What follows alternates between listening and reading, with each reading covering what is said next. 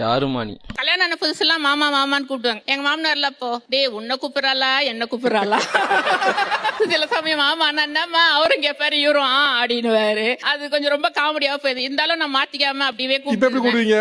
இப்ப டே நாகராஜ்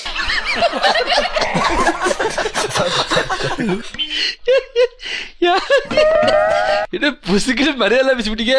என்னடா பொசுக்குன்னு மரியாதை பேசிவிட்ட? நான் தான் சார் ஏமாந்தேன். நீங்க என்ன ஏமாந்தீங்க? அது ஒரு போர் ஃபேமிலி சார். அது எல்லாம் உம்முன்னு அமுஞ்சுங்க. எனக்கு வந்து ஜாலியா இருக்கணும். அது போர் ஃபேமிலி. அம்மா உம்முன்னு இருக்கும், பையன் உம்முன்னு இருக்கும். அதனால என்ன பண்ணும், வீட்டை பூட்டிட்டு எங்க வீட்டுக்கு போயிடுவேன். ஏன் இவர் ஃபேமிலி போர் ஃபேமிலிங்கிறீங்க? போர் ஃபேமிலி சாப்பிட்டமா தூங்கணும் படுத்த இது ஆயுதுங்க. கொஞ்சமா எப்படி சார் பேசுவோம்? கொஞ்சமா பேசினதுனா கல்யாணத்துக்கு முன்னாடி கொஞ்சமா பேசினேன். எங்களுக்கும் தான் ஆசை ஹஸ்கி வாய்ஸ்ல பேசணும் எல்லாம். ஆனா எங்க சார் செட் ஆகல சார். நீ இப்படி இருக்கணும் அப்படி இருக்கணும் அப்படிலாம் இருக்க முடியாது. அப்படியே மேனேஜர் மாதிரி பண்றாரு. அவங்க ஆபீஸ்ல பண்ண வேண்டியது அப்படியே எங்க கிட்ட வரும். நாங்க மதிக்க மாட்டோம். ஆனா இருந்தாலும் நாங்க மதிக்க மாட்டோம். ஆனா அவர் அதை பார்த்து பழகிட்டு போவாரு.